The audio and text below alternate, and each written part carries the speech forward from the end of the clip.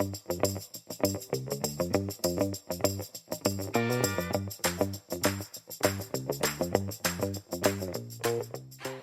hello, everyone. Welcome to Debra and Peter are doing a podcast with me, Deborah Alcott-Tyler, and him, Peter Wanless.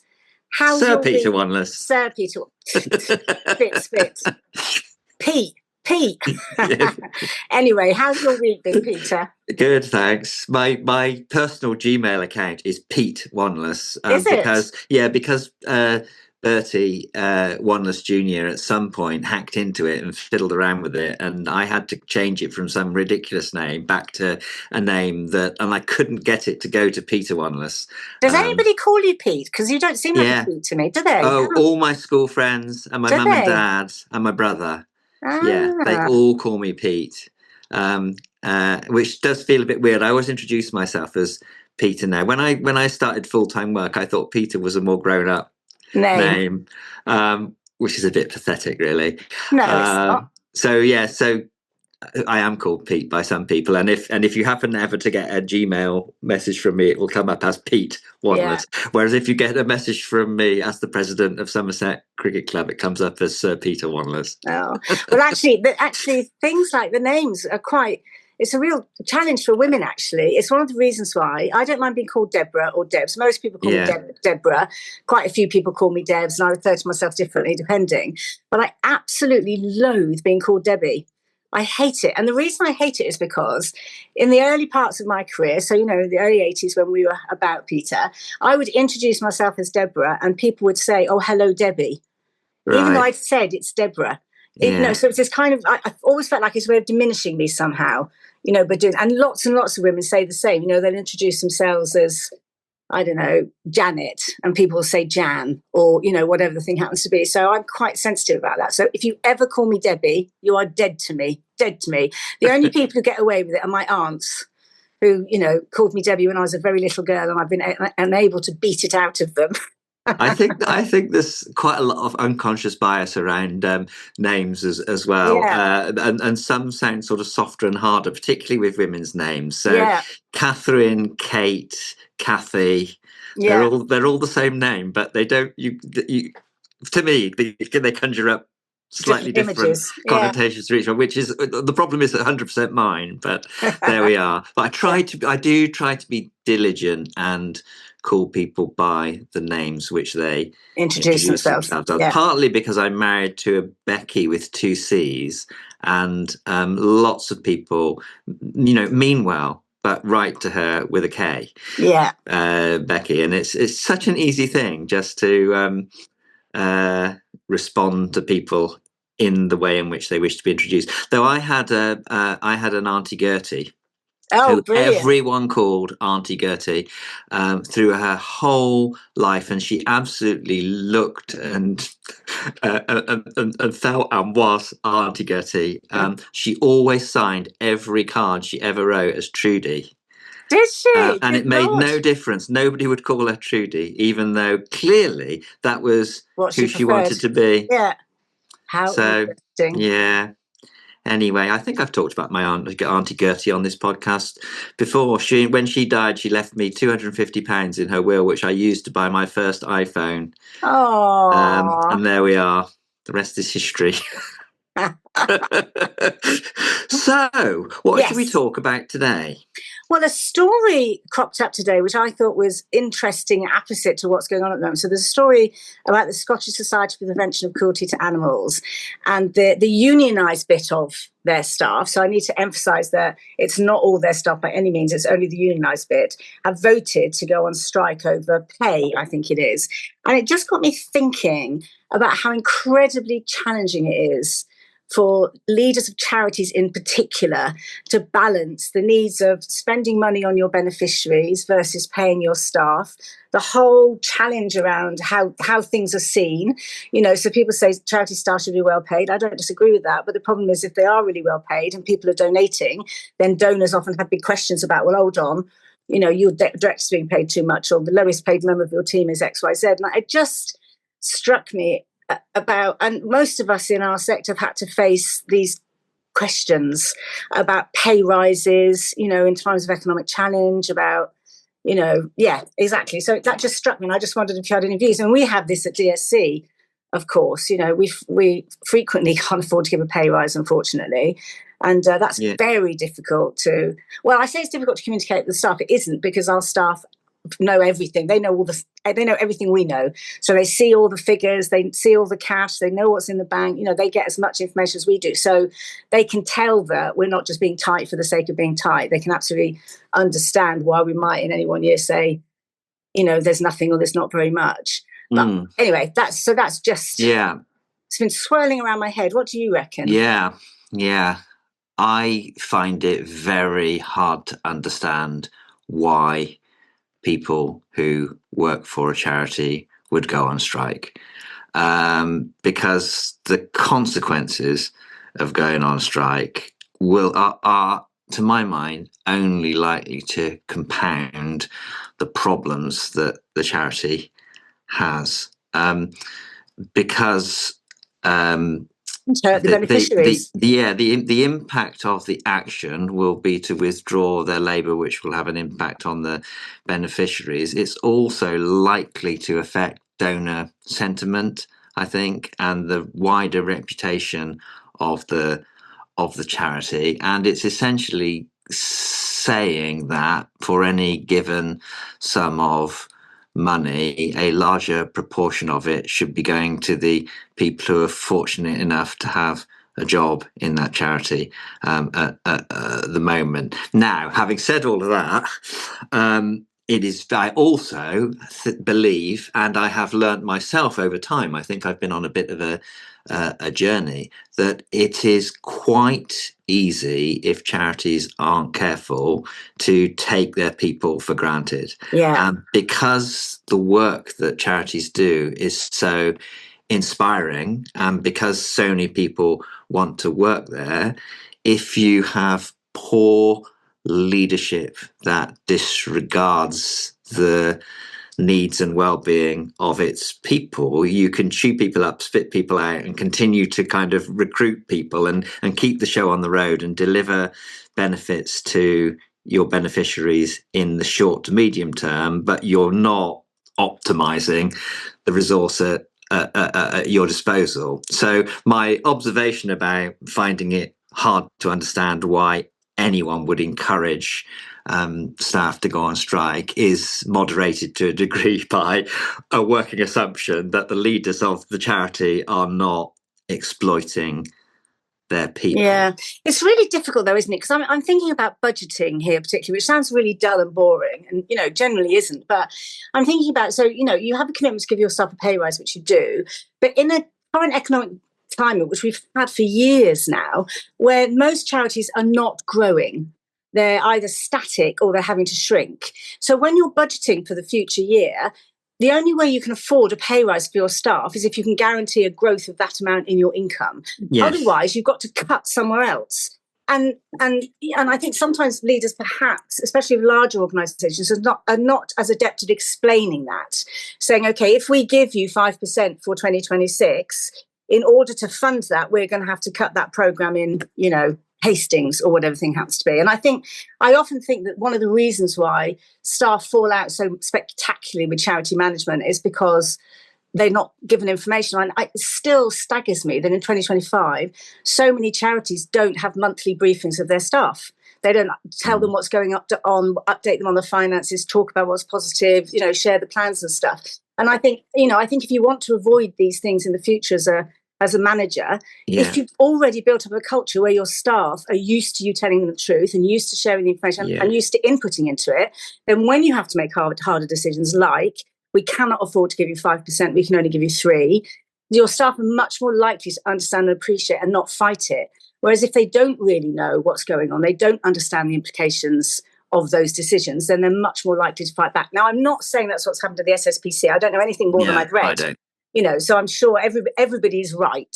But the general principle, the general point is, build trust and transparency with your teams, and then you'll find it much, much easier to brief difficult decisions when you need to. I don't know what you think about that. Well, that's right. And particularly that kind of point about running to stand still. You've got to make up the cost of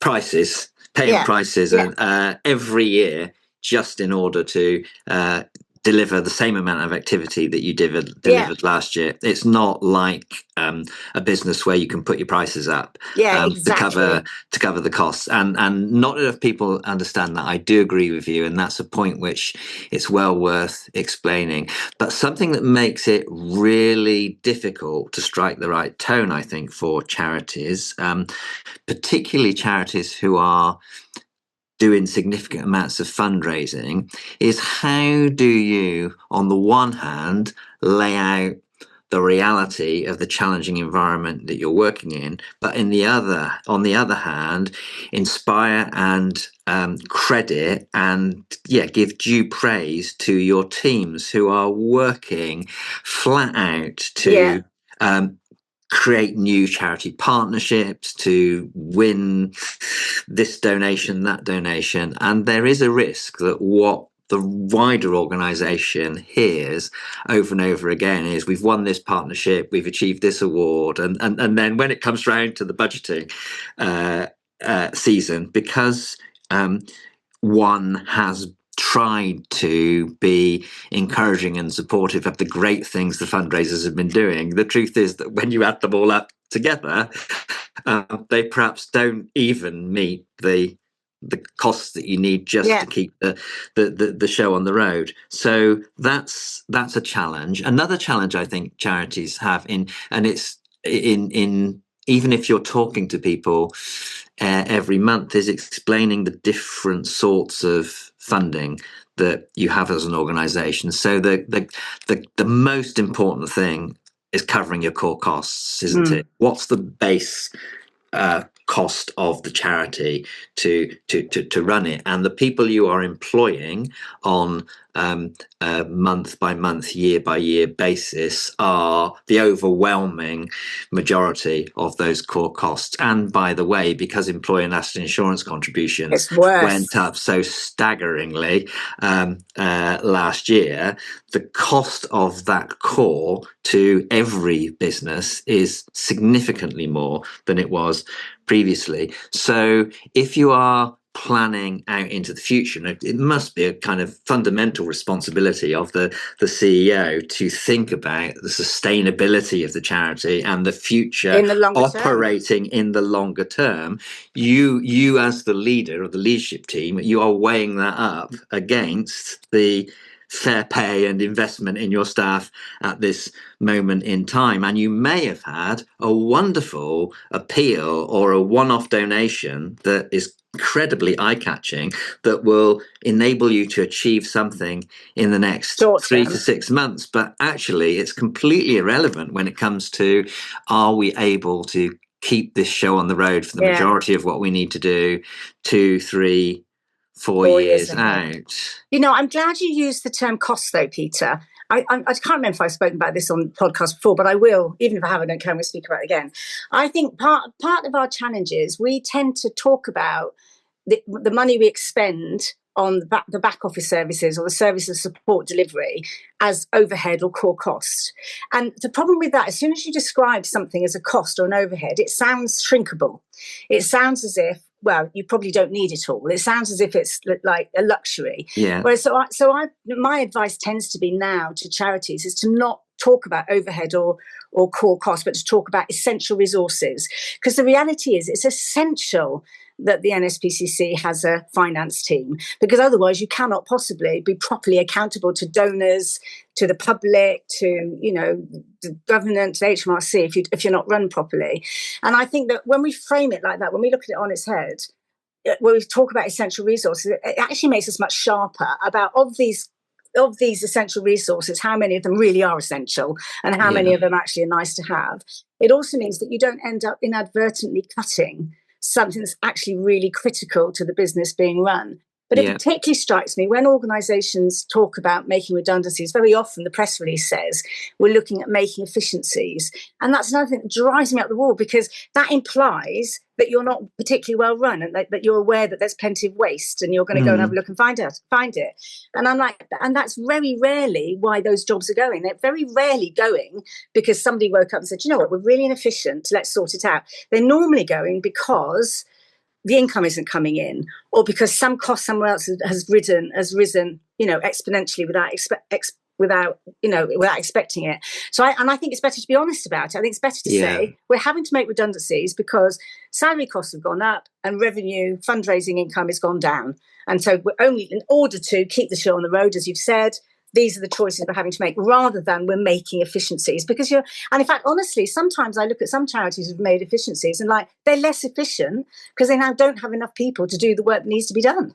Yeah, I mostly agree with that. Although the Treasury official in me believes quite strongly that, as well as the importance of having a conversation with the organisation about the need to raise sufficient funds to cover the cost of paying prices looking forwards, there should also be an honest conversation with the organisation about how to become increasingly effective as we go. So I do believe in continuous improvement, and there is quite a lot of research that organisations can improve their efficiency, stroke effectiveness, whatever you want to call it, by about 2% a year.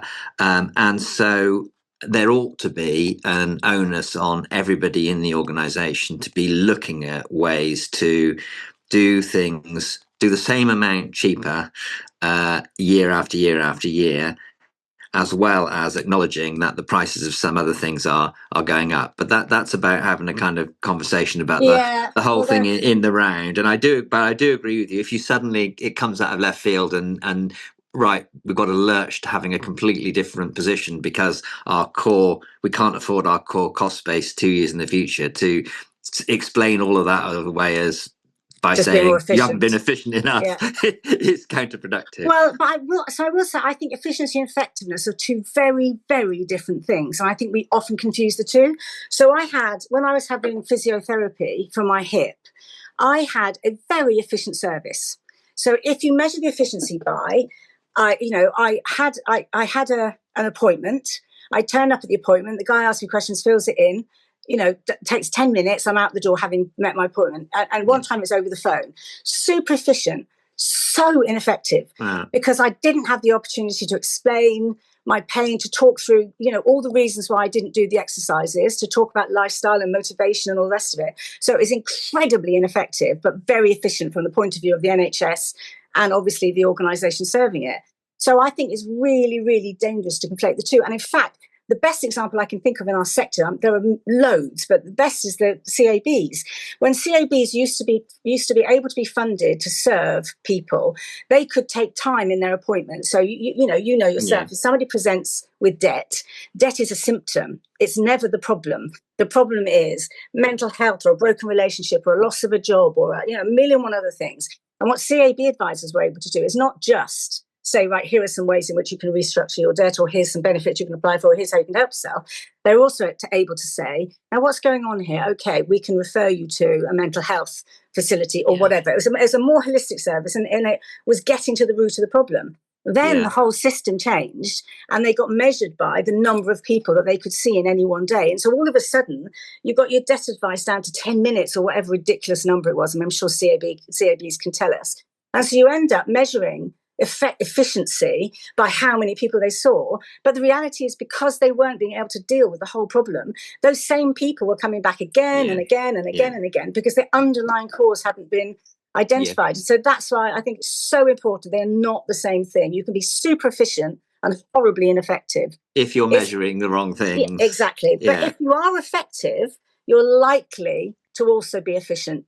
So I'm not saying that you shouldn't look at, like we're doing that at the moment at DSE, looking very much at how can AI help us to be more efficient and more effective. But that's a new development in technology. That's not us saying we're wasting money anywhere. because trust me, we're really not. So anyway, that's all I wanted to say about that. Well, really interesting. And here's another kind of dimension that makes it even more complicated, I think, for charities, and something that leaders have to have regard to. And that's how much of your costs are free for you to deploy as you see fit, and how much of them are attributed or restricted to particular purposes. And the dream donor for a charity, in my mind, is someone who is giving freely, unrestricted, way out into the future, and not asking any questions, but having confidence in the leadership. Because if you know that you're getting that £20 a month or whatever it might be regularly, you can plan your 3-year service or 5-year service or whatever it might be. But if you are relying on the swings and roundabouts whim trust funding of I think this month I think I'll give £20 to this charity. And of course it's hugely generous, and we thank every donor very much, and it does allow us to do things in the short term or the immediate term that will urgently make a difference. For the NSPCC, during that COVID period, when the NSPCC helpline was available and so many other things weren't, a lot of money was raised to support that helpline, and the NSPCC did really well for a focused purpose for a finite period of time. And so the income went up and the income went back down again, and it was extra activity and it was extra cost. But all of that money, which made a hugely important impact at that moment in time, was of no help to those of us who are thinking about the sustainability. Other than that, it demonstrated here is an organisation which has a unique purpose, and there may be times when it will be required, which might be a useful kind of message for gifts in wills campaign, perhaps into the future, which of course is another quite often source of unrestricted funding, which can then be applied over a period of time. But what would you do when so many charities are under some financial pressure at the moment, but you really care about a particular aspect of that charity? Are you not more tempted as a donor to say, well, look, I will give you money for your operations, but I want it to be for this purpose? And again, that's useful, it's helpful. It's not as helpful when you're the leader of the organization of them saying, look, take the money, and these are the things I like, but in the end I trust you and your trustees to decide how best to deploy the money. Maybe we don't tell that message enough, Peter, that we love the fact you give, and whoever you give to, it's good that you give. And if you do give to whichever charity you give, one of the best ways you can give is freely, without expectation, and we will tell you what's going on. But actually it makes me think about, it's this sort of related to this, but how often we come across people saying, like, charities need to diversify their revenue streams. They need to look at selling stuff and trading. It drives me up the freaking wall, because firstly, the underlying assumption is that fundraising is a failure of the business model, and if really effective charities don't need to fundraise in order to do their work. And I think that's completely missed the point, because that's to treat fundraising as if it's only about raising money for the charity. But in fact, fundraising is a really important way of spreading the message of the charity, of attracting volunteers, of actually improving society, because people who give feel better about themselves. They're largely kinder to other people because they give, because they understand what they need to give. So it's not a transactional thing, fundraising, and we often talk about it, it's just about raising money for our charity to spend it, when in fact it's way more than that. And you'll know yourself, charities who fundraise and who have regular donors build on those relationships and appreciate them very much. So I think it's really important to do that. But also it's kind of like, because I remember a charity years and years ago, they got a massive amount of money from a donor. They were struggling, they were bouncing along, domestic abuse charity, and they got a massive amount of money for a donor to invest in a shop, so that they could generate their own revenue and they wouldn't have to fundraise. And all that happened was all the senior team's attention and the trustees' attention was on making this bloody shop work and make money. And of course it didn't. It didn't, because, charity shops are really expensive to run. I think often people don't get that, do they? But they're massively expensive, especially clothing. One of they're really expensive to do that stuff. And so what happened was they were diverting the attention of the people away from delivering the service to the victims of abuse Two, trying to convince someone to buy, a second-hand cardi. So I also think that when people are talking about charities should diversify income and look at ways in which they can sell stuff, I'm always cautionary. Hold on. Yeah. Is this actually in the best interest of the charity and the best interest of the beneficiaries? Because that's the core job, is about serving the beneficiaries, and it isn't always. Yeah. That's brilliant. That's brilliant advice, and a really great example of how you can get drawn away from your core purpose if you're not careful, but you're tempted by the kind of short-term attraction of the money. Yeah. I was just thinking about my sort of we really like the money. Please trust us to use it wisely, no strings attached. And of course, the what you were illustrating there in that kind of dialogue between charities and supporters is that whole thing is a two-way street, isn't Absolutely, it? yeah. And as the leaders of charity, you have to earn the trust and respect of your supporters by listening and conversing with them about what you're trying to achieve and why you're trying to achieve and it. The failures and the challenges. Yeah. And so just saying, give us the money, trust us. I wouldn't give my money to someone in those circumstances. But if I feel as a kind of volunteer or supporter of the charity that I'm getting information and feedback reasonably tailored to what I'm interested in, I think as time goes by, I'm likely to be more willing to donate and know less about the detail. But well, there's something about being honest with supporters as well, because I remember when the remarkable Kate Lee, who's now at NCVO, used to be chief exec at Click Sargent, and she produced an annual report which hit the news at the time, well, certainly the sector news, because in it they were brutally honest about things they failed at. So the things they'd aimed to achieve and they hadn't actually been able to do it. And people were saying, that's really nuts. Why would you say that? You're going to lose, funders if they don't think you're doing your job properly, etc.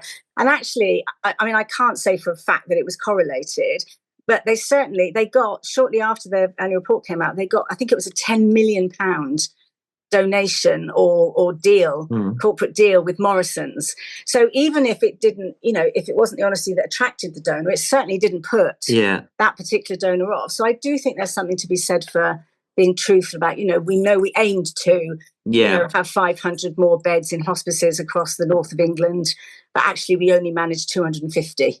And here's why. I think that's how you build trust. You build more trust if you tell people what's not working than if they think that you only ever tell them the good stuff. And if you can do it in a way that plays to that point you described earlier, that we've done it because we've done it in this way, by focusing on the outcomes, they're that much better for a smaller number of people perhaps than they otherwise might have been, then you're demonstrating a business model which someone perhaps then is more likely to say, well, I'd like to help you do 10 times as much of that than you've done up to this point. Yeah. So if we've talked nearly all the time about money, and funnily enough, I've got a podcast recommendation, which is to do with finance as well this week, because I've been listening to the Institute of Fiscal Studies series of podcasts. It's called Institute for Fiscal Studies Zooms In, and what they're doing is they're taking each aspect of the tax system and looking at why is it organized the way it is, how much money does it raise, taking the politics out of whether the rate should be this, that, or the other, but just looking at what does a really fair and efficient and effective tax system look like. And they've done one on income taxes, so income tax, national insurance, and offsetting allowances of one sort or another. And they've done another one on wealth taxes, capital allowances, capital gains tax,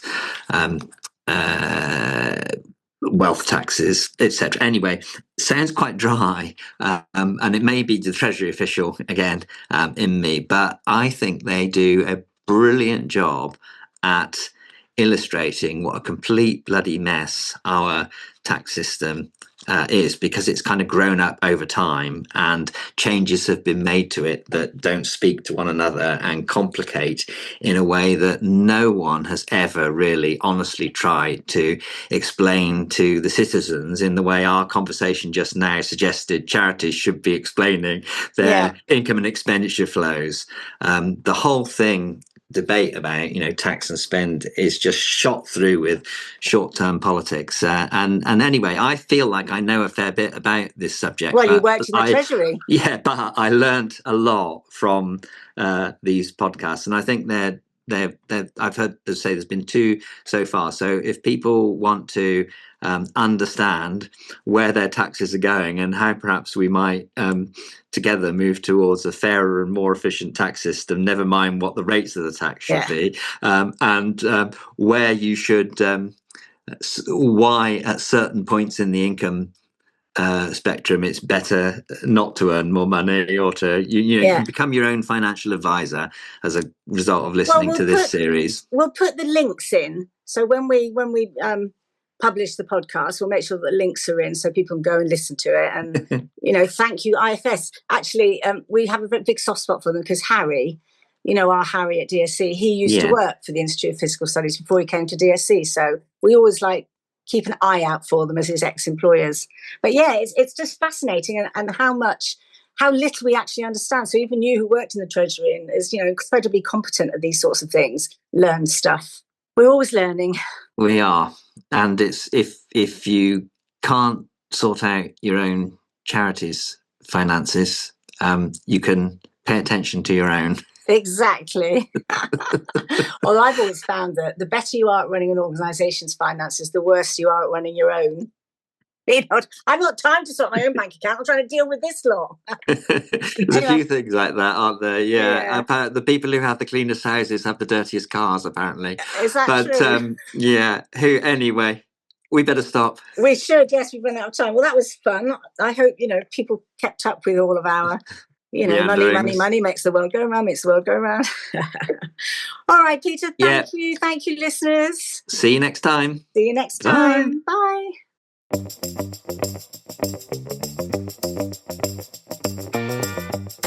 Bye.